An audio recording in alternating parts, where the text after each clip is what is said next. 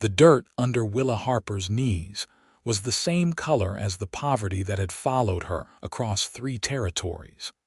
But she barely noticed anymore as she knelt beside the trembling old man in the alley behind the general store. September sun beat down on Old Tucson, Arizona Territory, in 1882, with the kind of relentless heat that made decent folks stay indoors during the midday hours, which was probably why nobody else had noticed the beggar collapsed against the weathered wooden wall.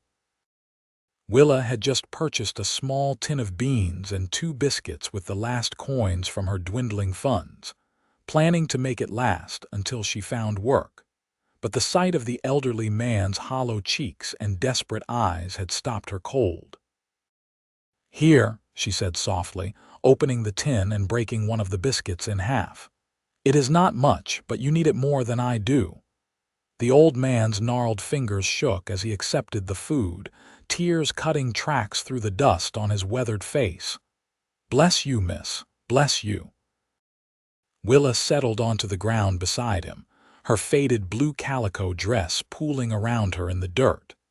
She had long since stopped worrying about keeping her only good dress clean.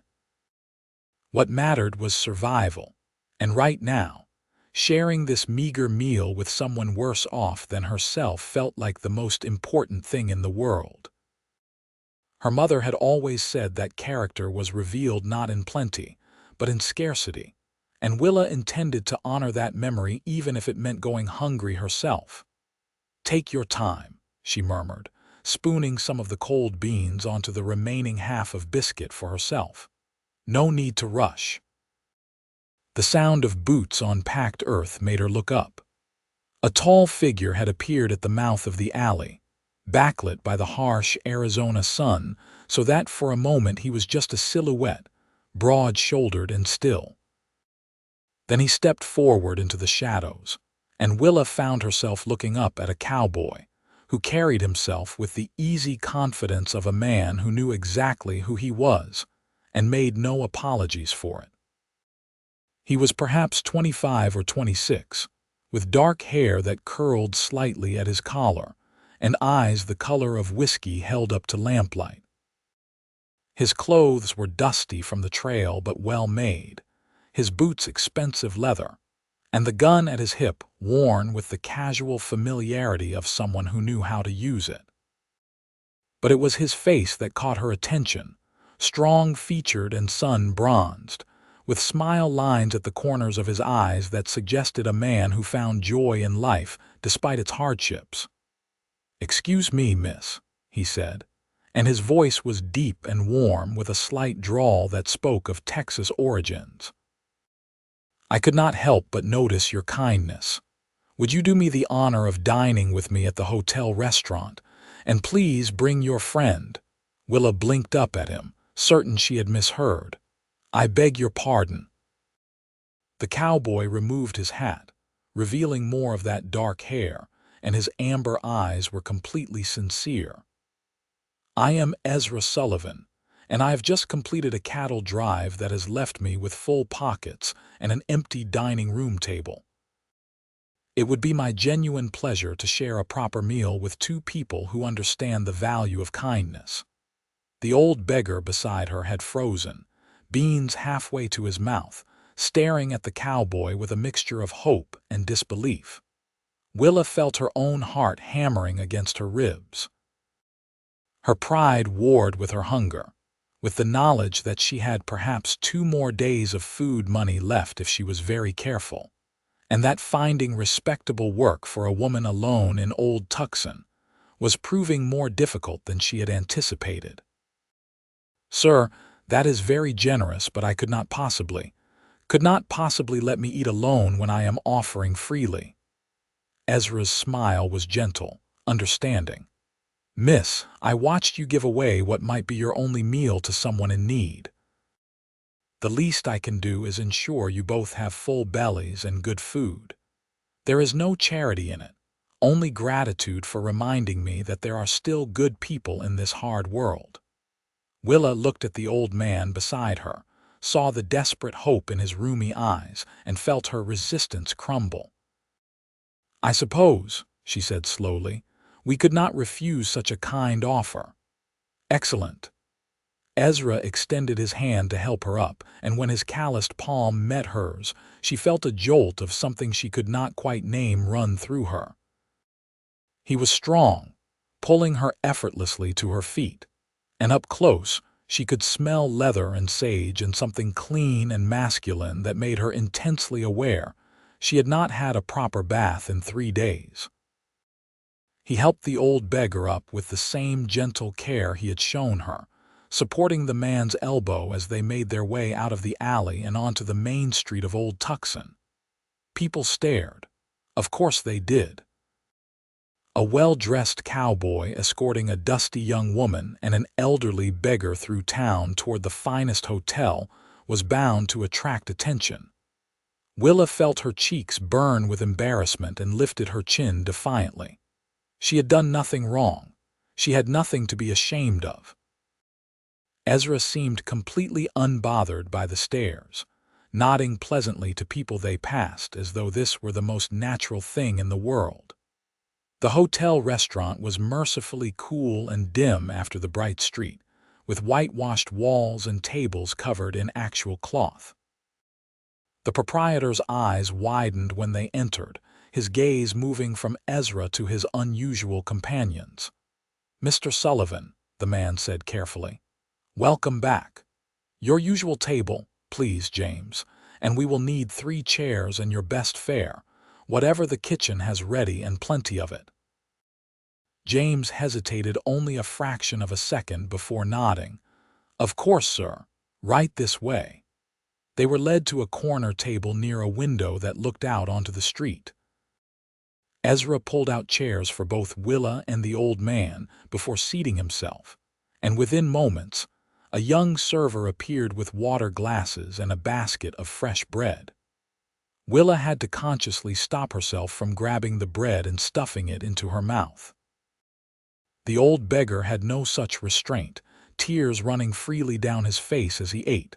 "Thank you," Willa said quietly, looking across the table at Ezra.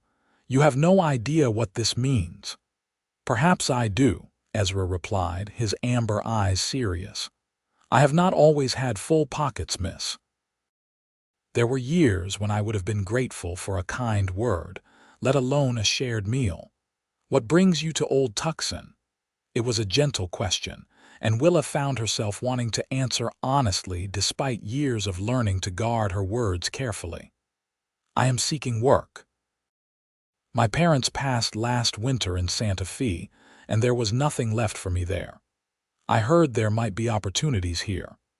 "What kind of work are you seeking?" "Anything respectable. I can cook, clean, so keep accounts. I taught school for a year in Santa Fe before my mother took ill." She did not mention that the school had let her go when she could no longer afford proper clothing, or that she had spent the last of her savings on her parents' burials and the stage fare to Arizona Territory. Ezra nodded thoughtfully. "Old Tucson is growing. There are opportunities for those willing to work hard.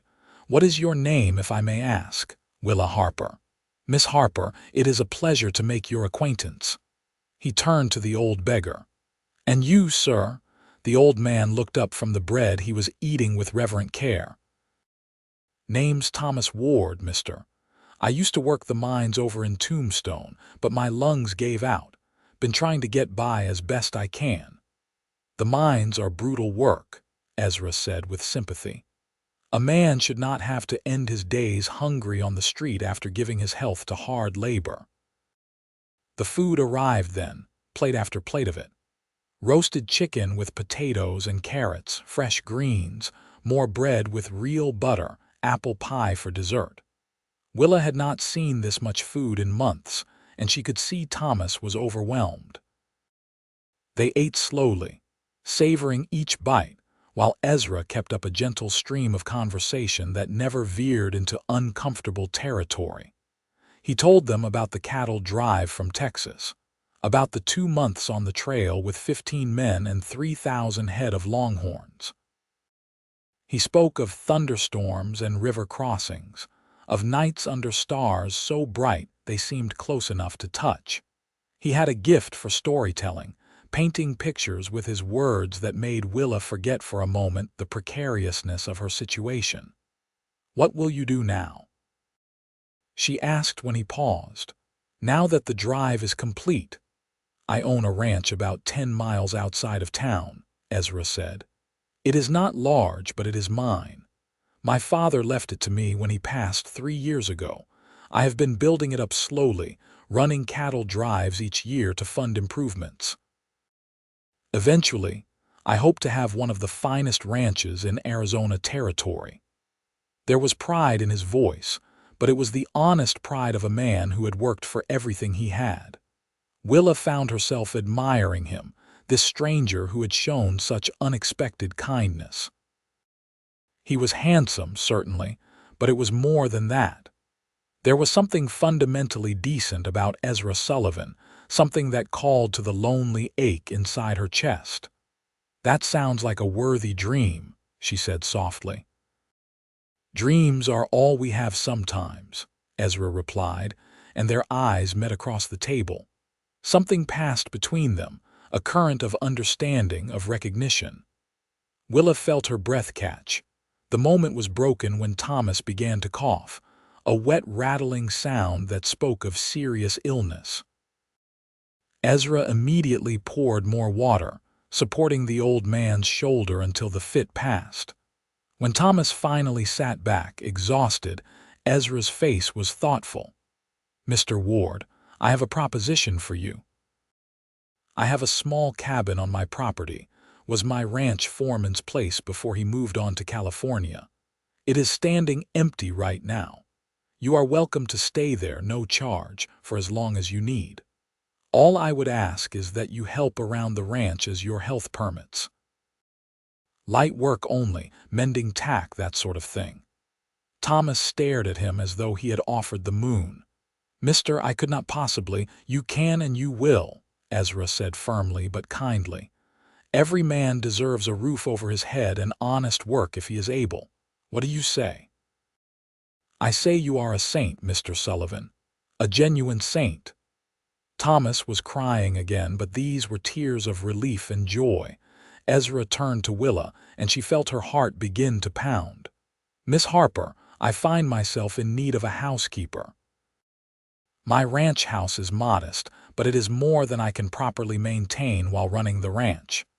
The position would include room and board in addition to wages. If you are interested, the job is yours." Willa's mind reeled. It was too perfect, too convenient. Men did not simply offer women positions like this without expectations, without ulterior motives. She had learned that much in her 21 years. Yet when she looked into Ezra Sullivan's amber eyes, she saw only sincerity and perhaps a hint of hope that surprised her.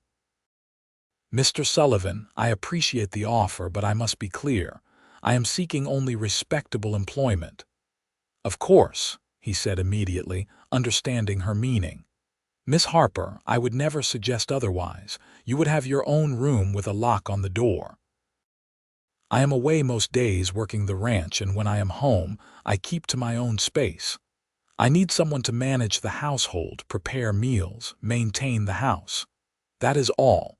You have my word as a gentleman, and I will put it in writing if that would make you more comfortable." He was serious. Willa could see it in every line of his face.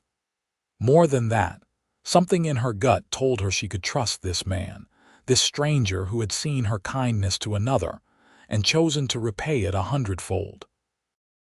"Then I accept," she said, and felt as though she were stepping off a cliff into open air, terrifying and exhilarating all at once. Ezra's smile transformed his face, making him almost boyishly handsome. "Excellent. We can head out to the ranch tomorrow morning if that suits you." "I need to handle some business in town today and secure supplies. Do you have lodging for tonight?" Willa hesitated, and that was answer enough. Ezra nodded decisively. "I will arrange rooms here at the hotel for both of you. No arguments," he added when she opened her mouth to protest. "Consider it an advance on your wages, Miss Harper, And Mr. Ward, you are my guest tonight before we head out to the ranch tomorrow." The rest of the meal passed in a pleasant haze. Willa could not quite believe the turn her fortunes had taken. This morning she had been nearly destitute, facing the very real possibility of ending up like Thomas, begging on the streets. Now she had employment, respectable employment, with a man who seemed genuinely kind. When they finished eating, Ezra settled the bill and spoke quietly with James about the rooms. Then he escorted them upstairs personally, ensuring they each had comfortable accommodations. Willa's room was simple but clean, with a real bed and curtains on the window and a wash basin with actual soap. "I will meet you both in the lobby at 8 tomorrow morning," Ezra said. "Rest well, Miss Harper, Mr. Ward." After he left, Willa sank onto the bed, her legs suddenly weak. She had not slept in an actual bed in over a week, having spent her nights in a boarding house that rented floor space for a few cents. This bed had quilts and pillows and sheets that smelled of lavender. She wanted to cry from the sheer relief of it. Instead, she stood and moved to the window, looking out at Old Tucson's Main Street as afternoon faded toward evening. Somewhere out there was Ezra Sullivan, this mysterious cowboy who had changed her life with a simple act of generosity. She wondered what his ranch was like, what her new life would be like. The uncertainty should have frightened her, but instead she felt something she had not felt in a very long time: hope. The next morning dawned clear and hot. Willa had washed as best she could, scrubbing away days of trail dust, and put on her only dress, wishing desperately that she had something nicer to wear. She brushed out her long brown hair and pinned it up neatly, then studied herself in the small mirror. She was thin, too thin, with dark circles under her blue eyes from weeks of poor sleep and worry. But at least she was clean. Ezra was waiting in the lobby exactly at 8, looking fresh and rested in clean clothes. His face lit up when he saw her, and Willa felt an unexpected flutter in her stomach. Thomas appeared moments later, moving more easily after a night in a real bed and with food in his belly. "Ready?" Ezra asked, and they both nodded. Outside, a wagon waited, loaded with supplies from the general store. Ezra helped Willa up onto the bench seat, then Thomas, before swinging up himself and taking the reins. The drive out of Old Tucson took them past scattered adobe buildings and newly built wooden structures that spoke of the town's growth. Soon enough, they left civilization behind, heading into open country. Arizona territory was beautiful in its harsh way. The desert stretched out around them, dotted with saguaro cacti and creosote bush, mountains purple in the distance. The morning air was still relatively cool, though Willa knew by midday the heat would be oppressive. Ezra pointed out landmarks as they drove, clearly proud of the land he called home. "That is Ramirez's spread," he said, gesturing to a distant cluster of buildings. "Good people. We help each other out when needed, and over there, that is where I hope to run cattle next spring if I can afford to expand my herd."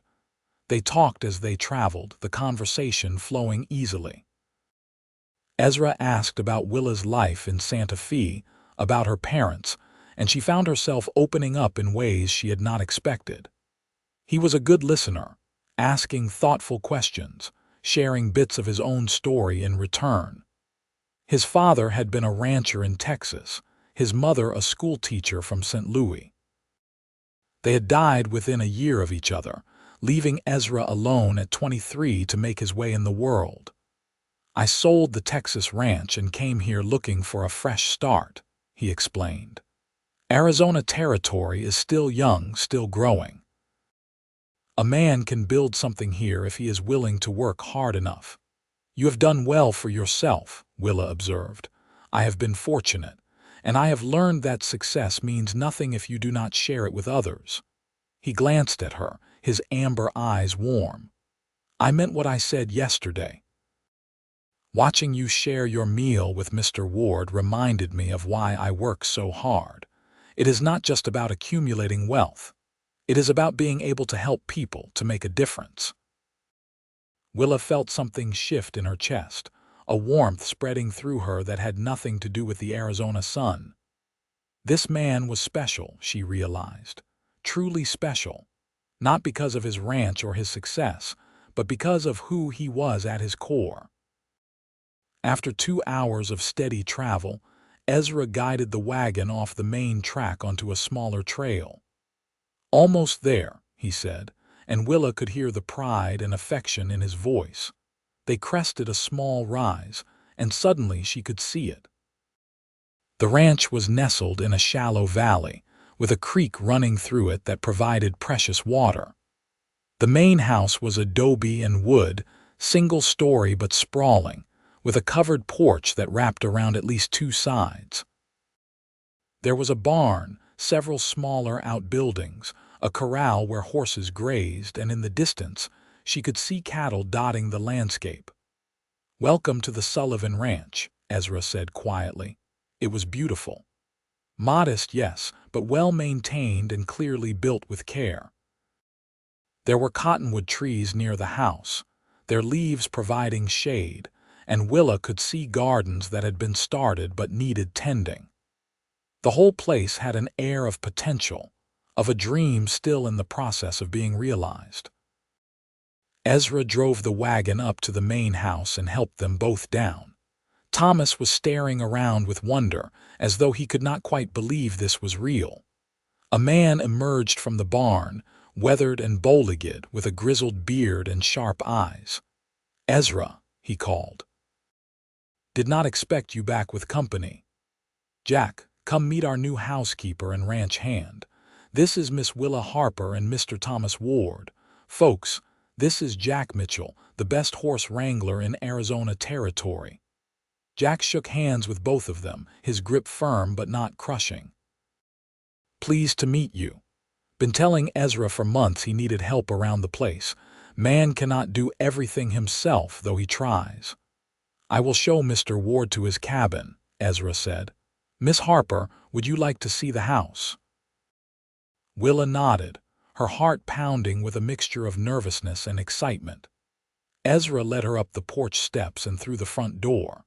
The interior was dim and cool after the bright sunshine, and as her eyes adjusted, she took in the space. The main room was large, with a stone fireplace on one wall, a worn but comfortable-looking sofa and chairs, a dining table that could seat 8. The floor was hardwood, dusty but solid. There were doorways leading off to other rooms, and everything had the slightly neglected air of a house occupied only by a bachelor who spent most of his time outdoors. "Kitchen is through here," Ezra said, leading her through an archway. The kitchen was spacious, with a cast-iron stove, a pump for water over the sink, and plenty of counter space. Cupboards lined the walls, and through the window, she could see the vegetable garden she had noticed from the wagon. "Your room would be here," Ezra continued, showing her a bedroom off the kitchen. It was a good size, with a window looking out toward the creek, a real bed with a frame and mattress, a wardrobe, a washstand, and even a small desk with a chair. "It has a door that locks, as I promised. You would have complete privacy." Willa turned slowly, taking it all in. The room was perfect, more than perfect. It was more than she had dared hope for.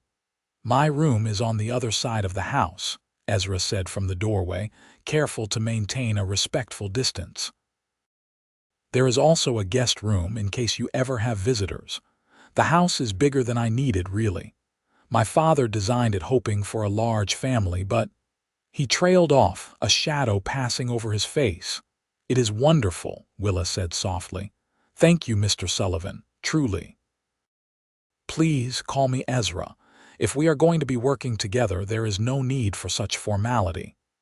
"Then you must call me Willa." He smiled, and again she felt that flutter in her stomach. "Willa it is. Now let me show you the rest of the ranch, and we can discuss your duties and wages."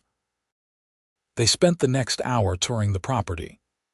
Ezra showed her the barn, where Jack was already explaining something to Thomas about tack repair. The older man looked happier than Willa had yet seen him, engaged and purposeful.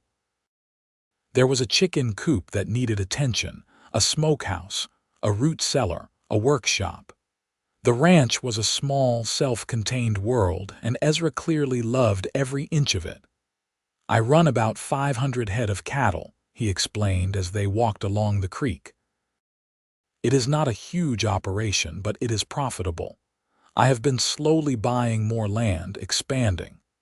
Jack handles the horses, and I hire on a few extra hands during branding and roundup seasons.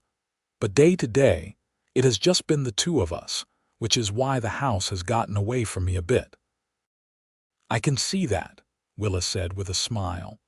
"When was the last time you had a proper home-cooked meal?" Ezra laughed ruefully. "Longer than I care to admit. Jack and I take turns cooking, but neither of us has much skill in that area. We mostly survive on beans and hardtack, and whatever game we can shoot." "Well, that is going to change. If you want me to manage your household, I will do it properly." "I have no doubt of that," Ezra said, and there was something in his tone that made Willa look at him more closely. He was watching her with an expression she could not quite read, warm and slightly wondering, as though he were still trying to figure out what had brought her into his life. They discussed wages, and Willa was stunned by how generous Ezra was being. In addition to room and board, he offered her more money than she had ever made, even teaching school. When she protested, he waved her concerns away. "You are going to be managing my entire household," he said firmly. "That is worth proper compensation. Besides, I can afford it now, and I would rather pay you well and have you stay than risk losing you to another position." There was something almost vulnerable in that last statement, and Willa found herself agreeing before she had fully thought it through. Not that she needed to think. She already knew she wanted to stay, wanted to make a home here on this ranch in the middle of the Arizona desert. Her first few days at the Sullivan Ranch passed in a whirlwind of activity. Willa threw herself into her work with determination, beginning with a thorough cleaning of the main house. Years of accumulated bachelor dust and neglect had to be addressed. She scrubbed floors and washed windows, beat rugs and laundered curtains. The more she worked, the more she fell in love with the house itself. It had good bones, as her mother used to say, and with proper care, it could be truly beautiful. Ezra was often out working the ranch, riding off at dawn and not returning until dusk, but Willa was always aware of his presence even when she could not see him. She cooked proper meals, delighting in the well-stocked larder Ezra had purchased in town. That first evening when she rang the dinner bell she had found in the kitchen, Ezra, Jack, and Thomas all appeared promptly, looking hungry and hopeful. The expression on Ezra's face when he saw the table she had set, laden with pot roast and vegetables and fresh bread, was worth all the effort. He stood in the doorway for a long moment, just staring before meeting her eyes. "Willa, this is incredible." "It is just food," she said, suddenly shy. "It is home," he replied quietly. "Thank you."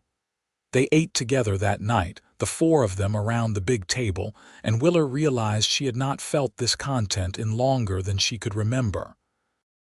The conversation flowed easily, with Jack telling stories about his years working ranches across the West, and Thomas gradually opening up about his own past. Ezra presided over it all with quiet warmth, clearly pleased to have his home filled with life and laughter.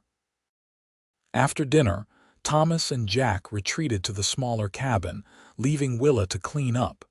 She was drying the last of the dishes when Ezra appeared in the kitchen doorway. "Can I help?" he asked. "I have it under control," Willa said, but she was pleased by the offer. Ezra lingered anyway, leaning against the doorframe. You have already made such a difference here. The house feels completely transformed. I have barely started. You should see what I plan to do with the gardens once I have the house in order. I look forward to it."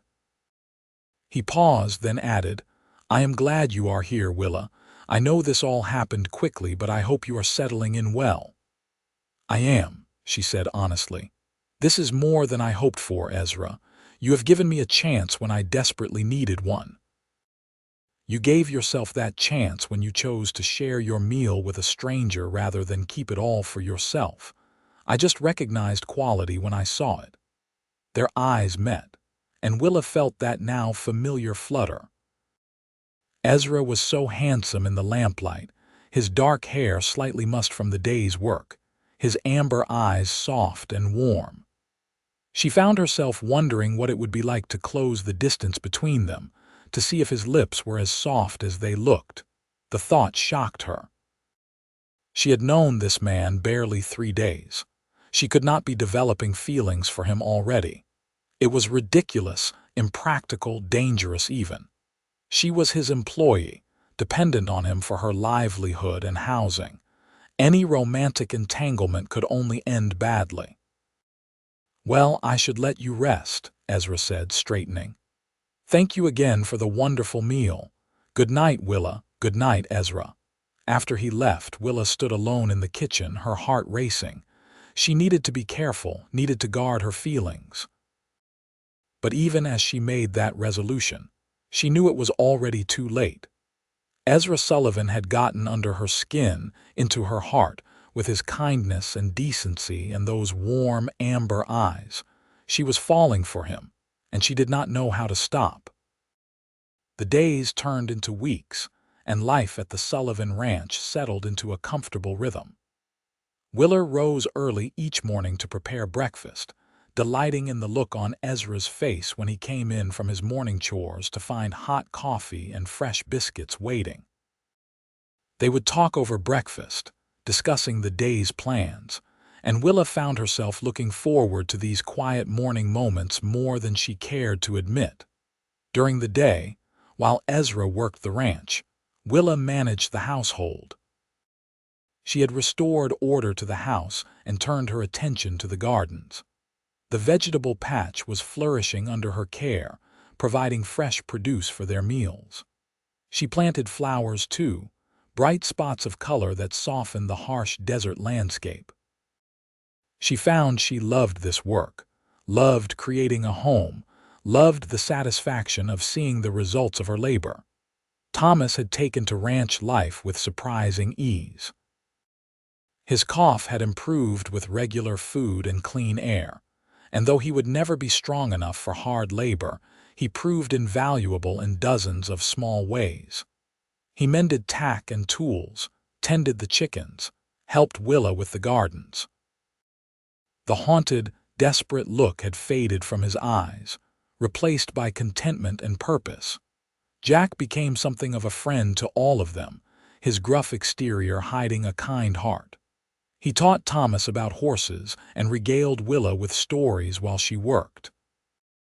He also, she noticed, watched her and Ezra with sharp, knowing eyes.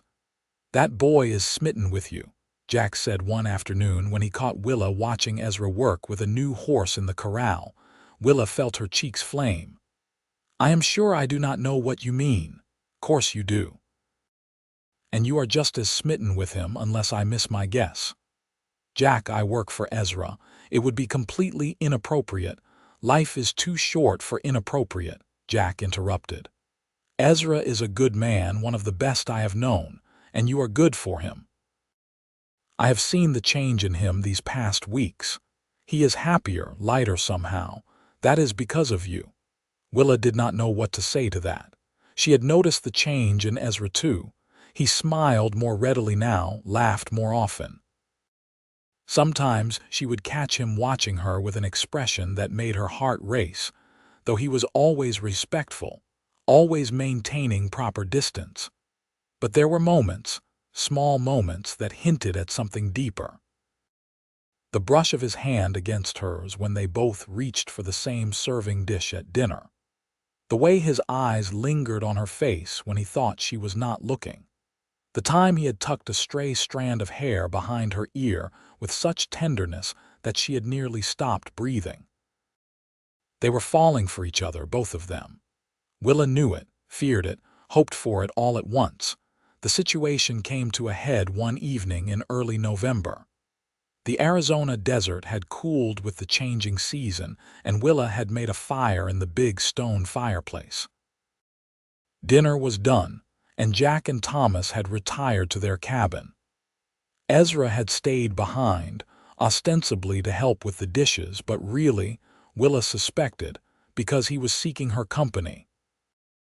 They worked side by side in the kitchen, moving around each other with the easy familiarity that had developed over weeks of proximity.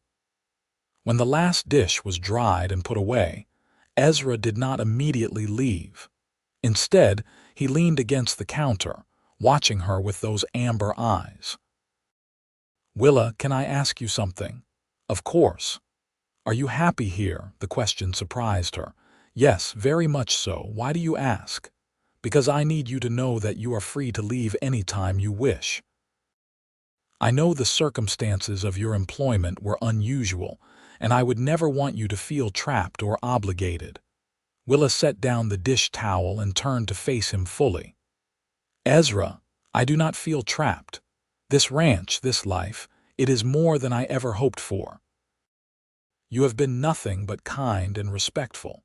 I am grateful every day that you saw me in that alley." "I am the one who should be grateful," Ezra said softly.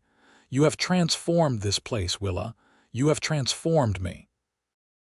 I come home now actually eager to be home, rather than seeing it as just a place to sleep between work days.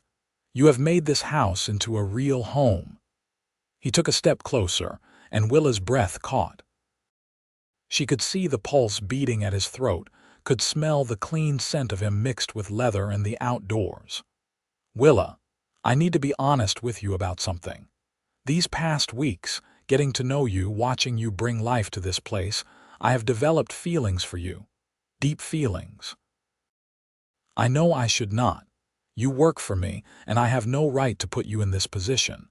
But I cannot continue pretending what I feel is merely friendship or gratitude." Willa's heart was pounding so hard she thought it might break free from her chest. "Ezra, please, let me finish. I want you to know that regardless of how you feel, your position here is secure.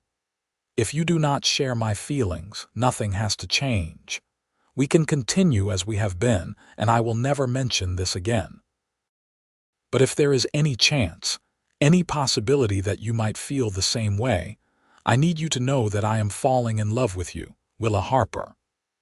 The words hung in the air between them, enormous and terrifying and wonderful. Willa stared at him, at this good, kind, handsome man who had saved her from destitution and treated her with nothing but respect and care. All the reasons she had told herself to guard her heart seemed to crumble away like dust. "You are falling in love with me," she whispered. "Yes. Completely, hopelessly in love with you. Ezra, I have been trying so hard not to feel what I feel, telling myself it was inappropriate, that I needed to maintain professional distance. But the truth is, I am falling in love with you too. I think I started falling for you that first day, when you showed such kindness to Thomas and me, and every day since has only deepened my feelings. The joy that lit Ezra's face was like sunrise breaking over the desert. Truly, truly." He reached for her hands, taking them in his own calloused ones. "Willa, I know this is fast. I know we have only known each other a few months, but I have never been more certain of anything in my life. You are the most remarkable woman I have ever met. Your kindness, your strength, your grace, everything about you calls to something deep in my soul." "I feel the same way," Willa admitted. "I was so lost when I came to Old Tucson, so afraid, and then you appeared like some answer to a prayer I had not even known to pray. You saw me at my lowest moment and treated me with dignity and respect. You gave me hope when I had none left. Ezra raised her hands to his lips, kissing her knuckles with such tenderness that tears sprang to her eyes. "May I court you properly, Willa? I know we are already living under the same roof, which is unconventional to say the least, but I want to do this right. I want to take you on rides, bring you flowers, show you all the beautiful places on this ranch and beyond. I want to learn everything about you, and I want you to know me just as fully." "I would like that very much," Willa said, smiling through her tears. "And in time, if things progress as I hope they will, I would very much like to make you my wife. But there is no rush. We will take all the time you need to be certain." The word wife sent a thrill through Willa. Wife. Ezra Sullivan's wife. It seemed too wonderful to be real, and yet here he was, looking at her with such love and hope that she could not doubt his sincerity. "I am already certain," she said boldly. "But I agree, we should take our time and do this properly. I want to court you too, Ezra. I want to learn all your stories and discover your favorite things and know what makes you laugh." "You make me laugh," he said. "You make me happy. You make me want to be the best version of myself." Unable to resist any longer, Willa reached up and cupped his face with her hand. He leaned into her touch, his eyes fluttering closed for a moment. When he opened them again, the love she saw there took her breath away. "May I kiss you?" he asked quietly. "Yes." Ezra lowered his head slowly, giving her every opportunity to change her mind. But Willa did not want to change her mind. She wanted this, wanted him, wanted to seal the understanding between them with the touch of his lips on hers. When their mouths finally met, it was everything Willa had imagined and more. His lips were soft but firm, moving against hers with a tenderness that spoke of barely restrained passion. The kiss was chaste, respectful, but charged with all the emotion and longing they had both been holding back.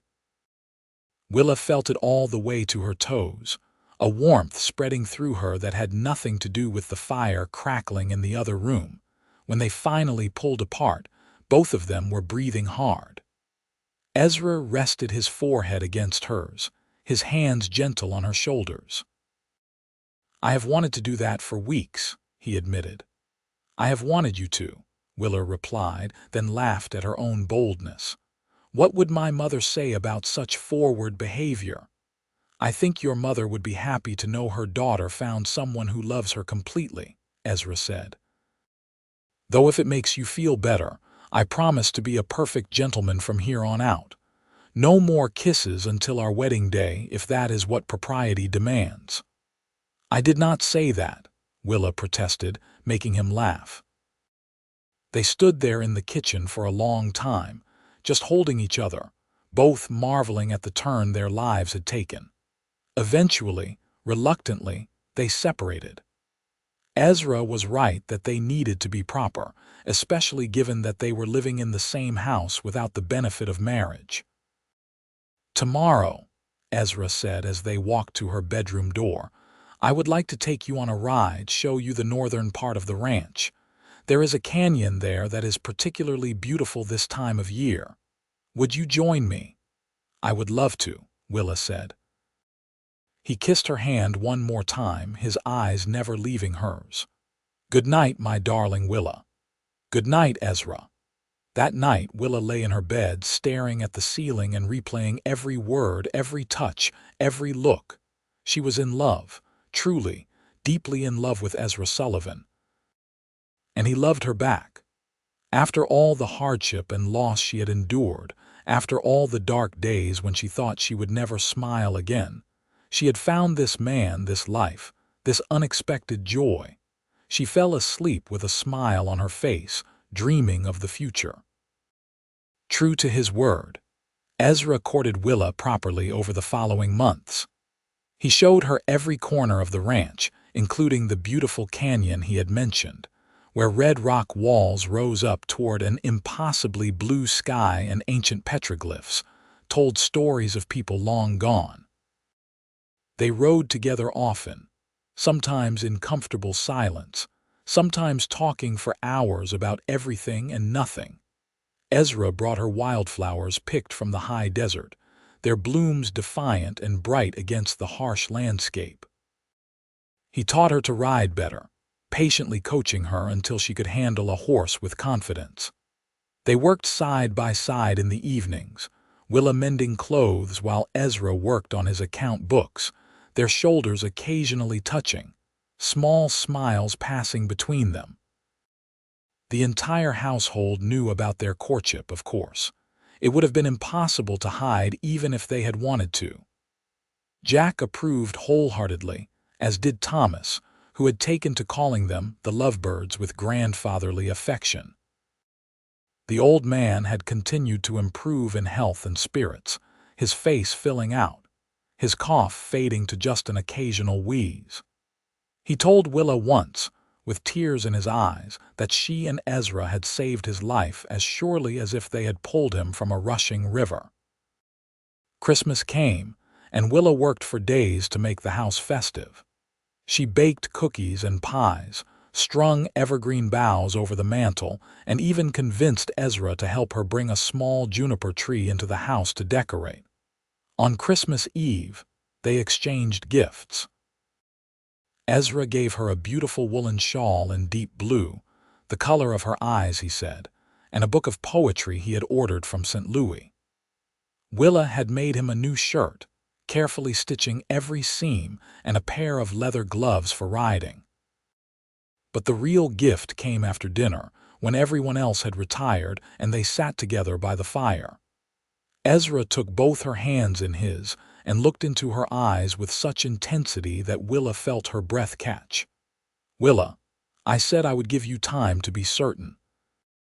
It has been nearly 3 months since we confessed our feelings. I cannot wait any longer to ask you properly. Will you marry me? Will you be my wife, my partner in building this ranch and this life?" Willa had known this question was coming. She had thought about her answer 1,000 times. But now that the moment was here, she found herself momentarily speechless with joy. "Yes," she finally managed. "Yes, Ezra, I will marry you. I want nothing more than to be your wife." Ezra pulled her into his arms, holding her tight, and Willa felt tears of happiness streaming down her face. They kissed then, longer and deeper than they had before, all the pent-up passion of months of proper courtship pouring into that embrace. When they finally pulled apart, both of them were flushed and breathing hard. "I do not have a ring yet," Ezra said. "I will take you to Old Tucson next week and you can choose one." "I do not need a fancy ring," Willa protested. "I just need you." "You will have both," Ezra said firmly. "I want everyone to know you are mine, that you have agreed to spend your life with me." They sat by the fire for hours that night, making plans. They decided to marry in the spring, giving them time to prepare and to invite the few friends and neighbors Ezra had in the area. Willa wanted to make her own wedding dress, and Ezra insisted on expanding one of the bedrooms to create a proper master suite for them to share. They talked about children, both of them hoping for a large family to fill the ranch house with life and laughter. They talked about expanding the ranch, about the life they would build together. "I cannot believe how lucky I am," Willa said at one point. 6 months ago, I was sleeping on a boarding house floor with no prospects and no hope. Now I am engaged to the most wonderful man I have ever met, living in a beautiful home, surrounded by people who have become like family." "The luck is mine," Ezra countered.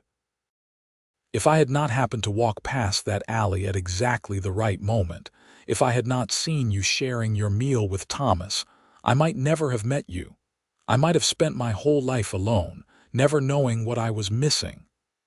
"But you did see me," Willa said. "And you recognized something worth knowing. You gave me a chance when no one else would have. You saw me, truly saw me, when I was at my absolute lowest." "I saw a woman with a good heart and a generous spirit," Ezra said. "I saw someone whose values aligned with my own. I saw beauty and grace and strength. How could I not fall in love with you?" Willa kissed him again, pouring all her love and gratitude into the gesture. She had never imagined she could be this happy, this hopeful about the future. Life had been hard for so long, but now, with Ezra beside her, she felt like she could face anything. The weeks passed in a flurry of preparation. Willa worked on her wedding dress, creating something simple but elegant from ivory silk Ezra had purchased for her in old Tucson. She made sure to include lace at the collar and cuffs, salvaged from her mother's own wedding dress, a connection to the past as she moved forward into her future. Ezra expanded the bedroom as promised, knocking out a wall to combine 2 rooms into one spacious master suite. He built her a proper wardrobe and insisted on buying a new mattress and bed frame in town. He wanted their shared space to be perfect, he said, a reflection of their new life together. They traveled to Old Tucson together to purchase the ring and send out invitations to their small wedding. While there, they encountered the hotel owner, James, who congratulated them warmly and asked if they would like to hold their wedding reception at the hotel. Ezra agreed immediately, pleased by the offer and the respect it showed. Winter gave way to early spring. The desert bloomed in a riot of color, wildflowers carpeting the landscape in brilliant yellows and purples and reds. Willa thought it was nature's way of celebrating along with them, and she spent hours in the gardens, preparing them to be at their best for the wedding. Jack and Thomas were excited about the upcoming nuptials, both of them offering to help however they could.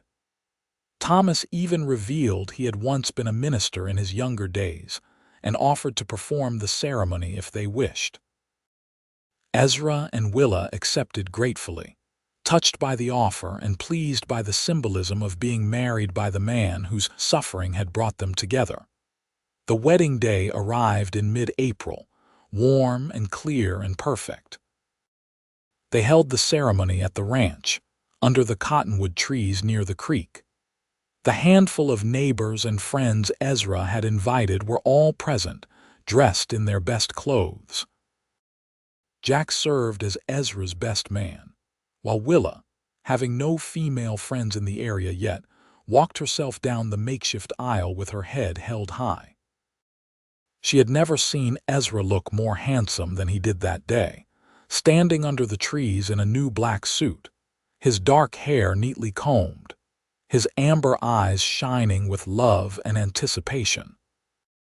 When she reached him and took his hands, she felt a sense of rightness so profound it brought tears to her eyes.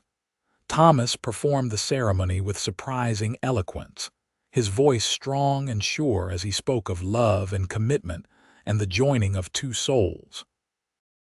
When it came time for the vows, Ezra's voice was thick with emotion. "Willa, I promise to love you, honor you, and cherish you for all the days of my life. I promise to be your partner, your friend, your shelter in storms. I promise to work hard to build us a good life, to laugh with you in joy and hold you in sorrow. You have given me more happiness than I knew was possible, and I will spend my life trying to give you the same." Willa's own vows were just as heartfelt. "Ezra, I promise to stand beside you, to support you, to love you without reservation. I promise to make our house a home, to fill it with warmth and laughter. I promise to face whatever life brings us with courage, knowing that together we can weather any storm. You saved me when I was lost, and I will love you for that, and for 1,000 other reasons until the day I die." When Thomas pronounced them husband and wife, Ezra pulled Willa into his arms and kissed her thoroughly, to the cheers and applause of their small gathering. Willa felt like she was floating, her heart so full of joy she thought it might burst. The reception at the hotel in Old Tucson was lovely. James had outdone himself, arranging for a proper meal and even a small band to play music. Willa danced with Ezra, with Jack, with Thomas, with several of Ezra's neighboring ranchers who welcomed her warmly into their community. Everyone congratulated them, and Willa felt embraced by this new life, these new people who were becoming her people. But the best moment came late in the evening when she and Ezra finally left the reception and headed back to the ranch. The moon was bright, lighting their way, and the spring air was cool and pleasant. They did not speak much on the drive home, but Ezra held her hand the entire way, occasionally raising it to his lips to kiss. When they arrived at the ranch, Ezra lifted her down from the wagon with gentle hands, then surprised her by sweeping her up into his arms. "I believe there is a tradition about carrying one's bride over the threshold," he said with a grin. Willa laughed and wrapped her arms around his neck. "I believe you are right, husband." He carried her through the door and into their new shared bedroom. Someone, probably Jack, had lit lamps earlier so the room glowed with warm light. Ezra set her down gently, then cupped her face in his hands. "Are you happy, Willa Sullivan?" Hearing her new name sent a thrill through her. "Happier than I have ever been in my life. Are you happy, Ezra?" "Beyond measure. I love you so much, Willa, more than I knew it was possible to love another person." "I love you too," she whispered, "with all my heart." They spent their wedding night wrapped in each other's arms, finally able to express the passion they had been holding back for months. Ezra was tender and patient, treating Willa with reverence and care. She had been nervous about this aspect of marriage, having only vague ideas about what happened between husband and wife. But Ezra made it beautiful, made her feel cherished and desired and loved. Afterward they lay together in the darkness, Willa's head on Ezra's chest, his arms around her, and she thought that she had never felt safer or more content. "Thank you," she said softly. "For what? For seeing me that day, for not walking past, for giving me a chance, for loving me." Ezra tightened his arms around her. "I am the one who should be thanking you. You have given me everything I never knew I needed. You are my home, Willa. Wherever you are is where I want to be." They drifted off to sleep like that, wrapped in each other and in the love they had found against all odds. Outside, the Arizona night was quiet and peaceful, and the ranch settled into sleep around them. The first year of marriage was an adjustment, as any marriage must be. But for Willa and Ezra, it was a happy adjustment filled with laughter and love, and the joy of building a life together. They worked side by side on the ranch, Willa managing the household and gardens while Ezra handled the cattle and horses and land. They were a team in every sense of the word, supporting each other, encouraging each other, loving each other more with each passing day. Thomas continued to thrive, taking on more responsibilities around the ranch as his health allowed. He became something of a grandfather figure to both of them, offering wisdom and perspective from his many years of life. Jack remained the ranch's expert horseman and a loyal friend. The four of them became a family of choice, bound not by blood but by affection and shared purpose. By the following winter, Willa discovered she was expecting their first child. The news filled them both with joy and a touch of terror at the responsibility. Ezra became even more protective and solicitous, constantly worrying about Willa doing too much work. She tolerated his fussing with good humor, knowing it came from love. Their son was born in early July of 1884, delivered by a midwife from Old Tucson with Ezra pacing anxiously outside the bedroom door. When he was finally allowed in to meet his child, the look on his face made Willa cry. He held the tiny baby with such tenderness, such awe, that she fell in love with him all over again. They named him Daniel Thomas Sullivan, honoring the man whose presence had brought them together. Thomas himself wept openly when they told him, honored beyond words. Little Daniel was a healthy, robust baby who seemed determined to make his presence known through powerful lungs that woke the household regularly. Willa had never known, she could love someone as fiercely as she loved her son. Watching Ezra with Daniel, seeing the gentle way he held him and spoke to him and marveled over every tiny feature, only deepened her love for her husband. They were building something real here, something lasting. A family, a home, a legacy. Over the next several years, their family continued to grow. 2 years after Daniel came Elizabeth, named for Willa's mother, a sweet-natured girl with her mother's blue eyes and her father's dark hair. Then 2 years later came Samuel, energetic and fearless from the moment he could crawl. The ranch house filled with the sound of children's laughter, the patter of small feet, the endless questions and demands of growing minds. The ranch prospered too. Ezra's careful management and hard work paid off. They expanded the herd, purchased additional land, hired more hands during busy seasons. The Sullivan Ranch became known throughout the territory as a well-run operation with honest management. Ezra's reputation for fairness and integrity attracted good workers who stayed year after year. Willa created the home she had always dreamed of. Her gardens flourished, providing food and beauty. Her kitchen became famous in the area for the meals she produced, and neighbors often found excuses to stop by around dinner time. She taught school to her own children and to the children of nearby ranchers who had nowhere else to send them for education. She became a pillar of the small community that was developing around Old Tucson, known for her kindness and her willingness to help anyone in need. Thomas lived to see all 3 of Willa and Ezra's children born. He passed away peacefully in his sleep during the winter of 1888, at the age of 73. They buried him on a hill overlooking the ranch, under a cottonwood tree.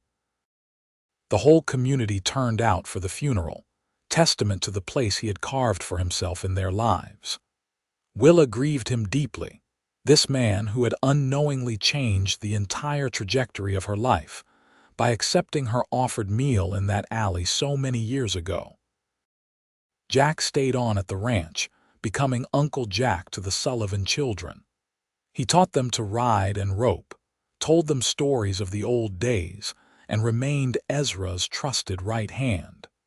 He found a measure of contentment in his later years, surrounded by the family that had adopted him. On their 10th wedding anniversary, Ezra planned a surprise for Willa.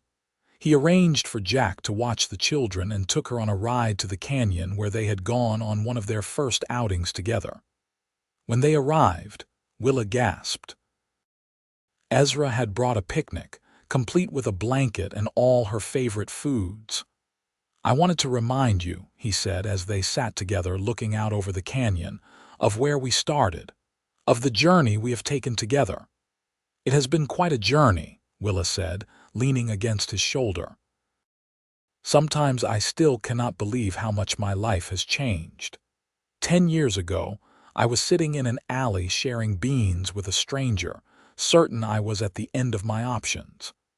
And I was a lonely rancher who did not know what was missing from his life," Ezra added. "Then I saw you and everything changed. Do you ever regret it? The way we came together, the speed of it all?" Ezra turned to face her fully, his amber eyes serious. "Never. Not for one moment. You are the best thing that ever happened to me, Willa. You and our children and this life we have built. I would not change a single thing. Even the sleepless nights when the babies were small," she teased. "Even those," he said with a laugh. "Well, maybe I would not mind having slept a bit more, but I would not trade the memories for anything." They sat together until sunset, talking and laughing and remembering. When they finally headed back to the ranch, Willa felt profoundly grateful. Life had not been easy, but it had been good. More than good. It had been everything she had never dared to dream. The years continued to pass, marked by small joys and occasional sorrows, as all lives are. The children grew. Daniel became fascinated with ranching like his father, following Ezra everywhere, and learning everything he could about cattle and horses and land management. Elizabeth showed her mother's love of learning and her father's head for business, keeping meticulous accounts of ranch expenses and income even as a child. Samuel was the adventurous one, always getting into scrapes and coming home with tales of narrow escapes. Willa and Ezra grew older together, their love deepening with each passing year. They learned each other's rhythms and habits, developed their own private jokes and shared language. They weathered droughts and financial difficulties, illnesses and injuries, the normal challenges that come with ranching life. But they weathered it all together, their partnership rock solid. Arizona Territory became a state in 1912, and the Sullivan Ranch stood as testament to the hard work and determination of those who had built lives in this harsh but beautiful land. Old Tucson continued to grow, transforming from a rough frontier town into a proper community with schools and churches and civic organizations. One evening in the spring of 1915, Willa and Ezra sat together on the porch of their ranch house, now grown even larger to accommodate their expanding family and occasional grandchildren who came to visit. Daniel had married a neighbor's daughter and was running his own spread with land Ezra had helped him purchase. Elizabeth was teaching school in Old Tucson and courting a lawyer from Phoenix. Samuel was away at college in California, planning to return to help expand the ranch into new ventures. "We have done well," Ezra said quietly, taking Willa's hand. They were both in their 50s now, their hair touched with gray, their faces lined by years of Arizona sun and hard work. But when Willa looked at her husband, she still saw the handsome cowboy who had stood in that alley and invited her to dine with him. "We have done very well," she agreed. "Sometimes I still think about that day, the day you saw me with Thomas. What would have happened if you had just walked past, if you had not stopped?" "But I did stop," Ezra said, "because I saw something in you that called to me, because I recognized kindness when I saw it, and kindness has always been the rarest and most valuable commodity. You saved me that day." "We saved each other," Ezra corrected gently. "I was existing, not living, going through the motions but feeling hollow inside. Then you came into my life and filled all those empty places. You made me whole, Willa." She leaned her head on his shoulder, exactly as she had done countless times over the past 3 decades. "I love you, Ezra Sullivan, just as much today as I did when we married. More even. And I love you, my darling Willa. You are my heart, my home, my everything." They sat together as the sun set over the ranch, painting the sky in brilliant oranges and pinks and purples.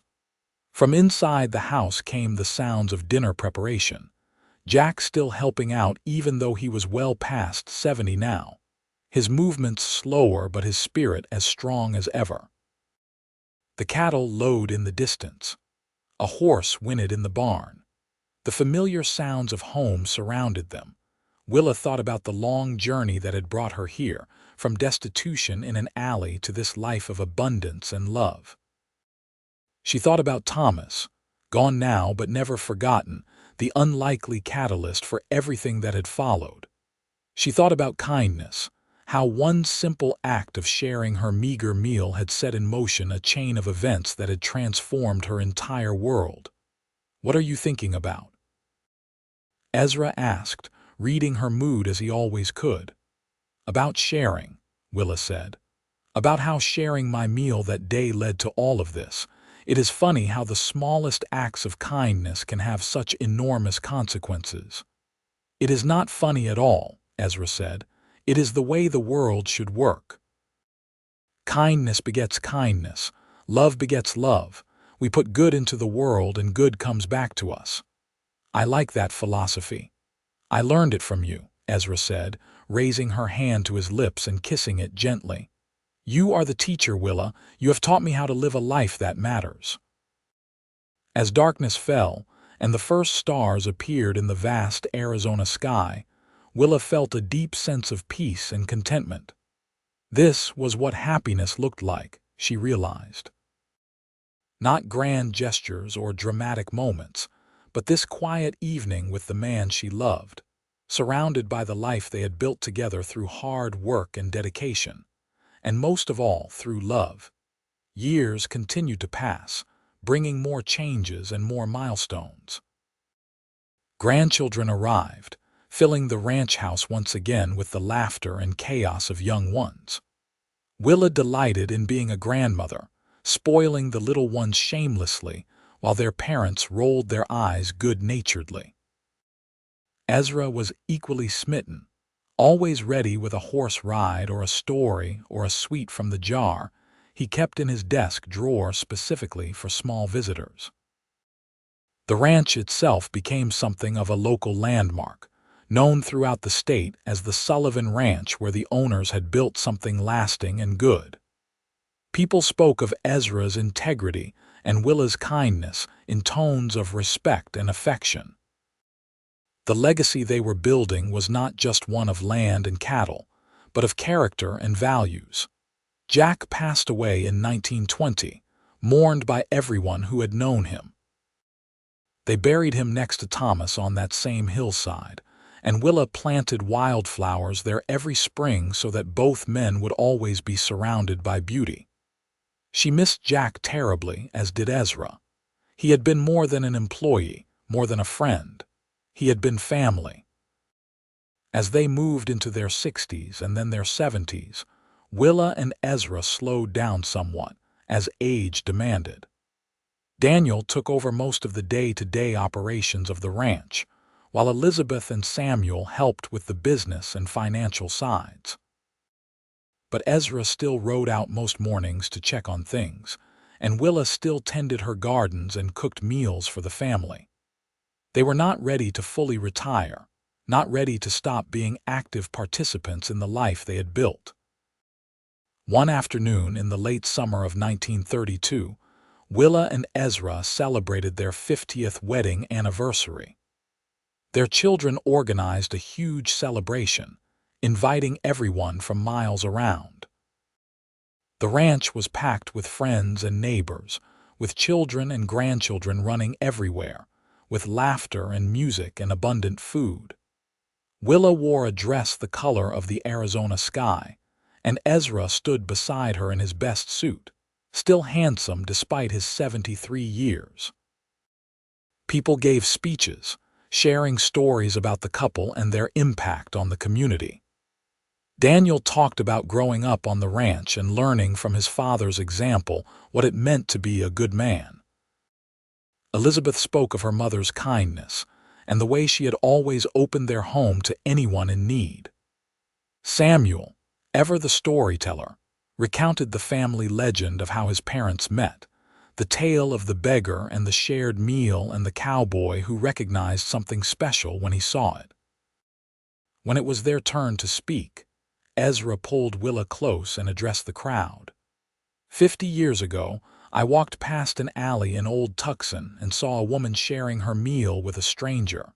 Something made me stop, made me approach, made me invite them both to dine with me. That decision changed my life in ways I could never have imagined. Willa, my darling wife, you have given me 50 years of joy, of love, of partnership. You have given me children and grandchildren, a home and a legacy.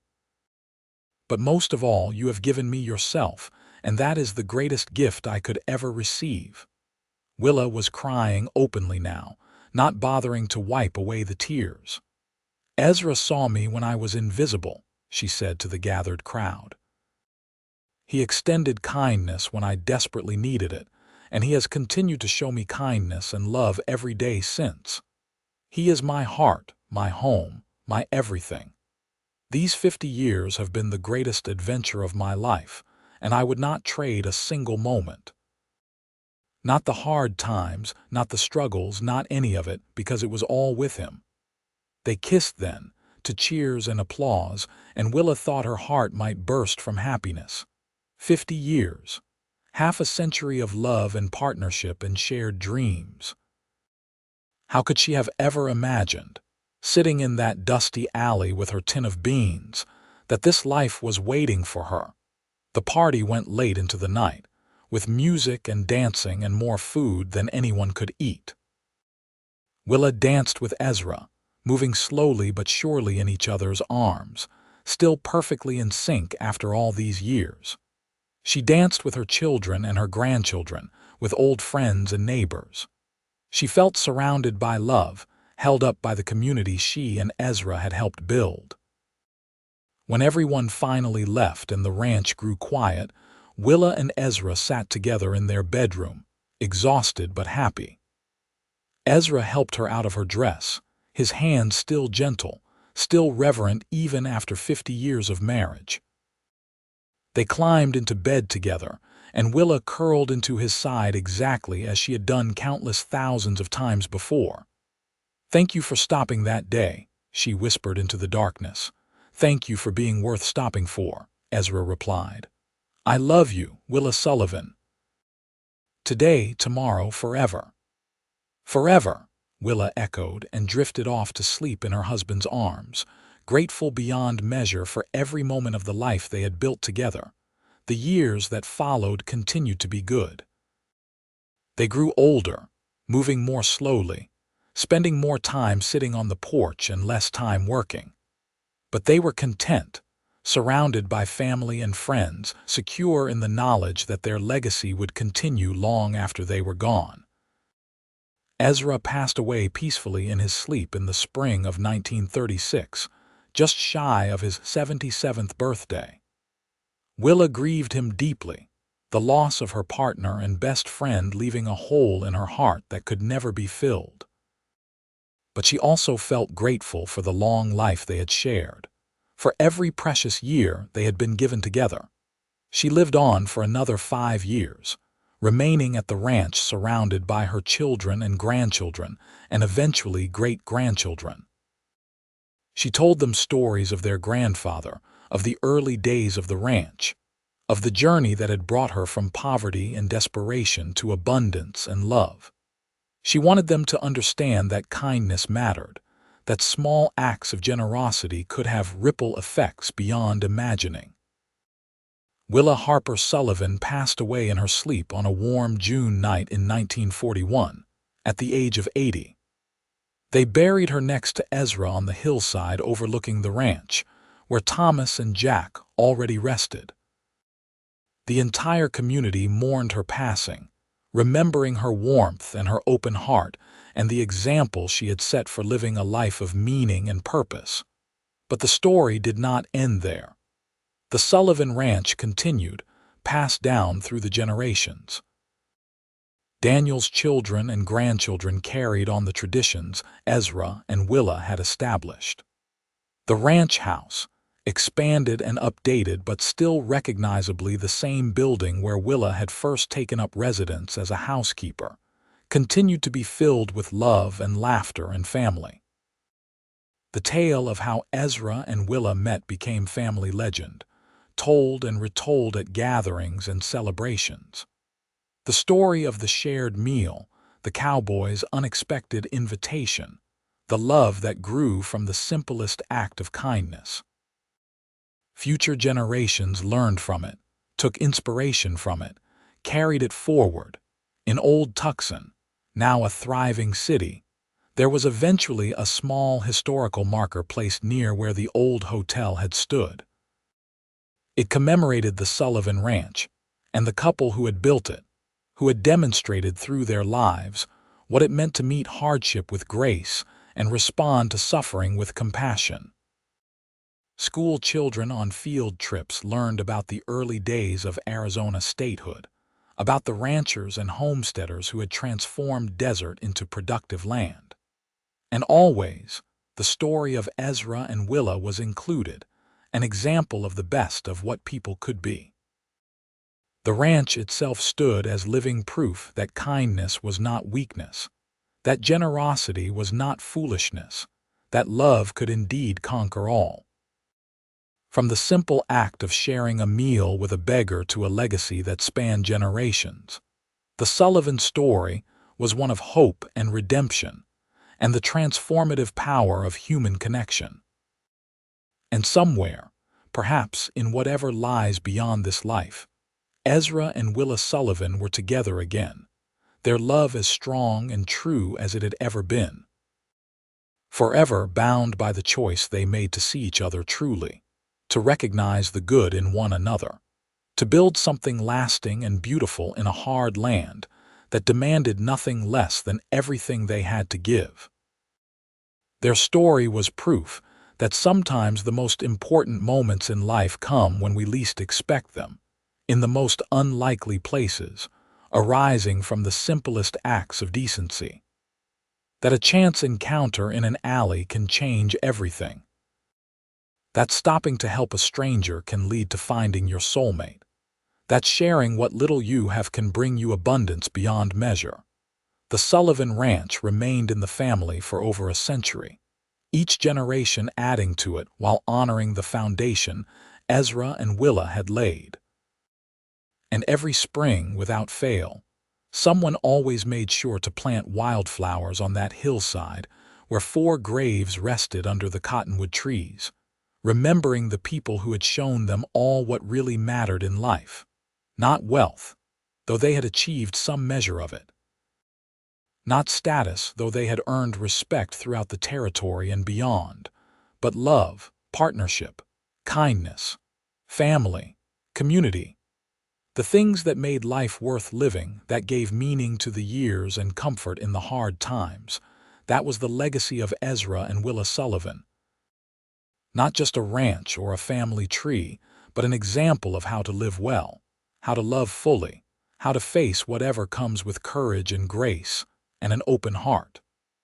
Their story began with a simple act of sharing a meal with someone in need and an unexpected invitation to dine together.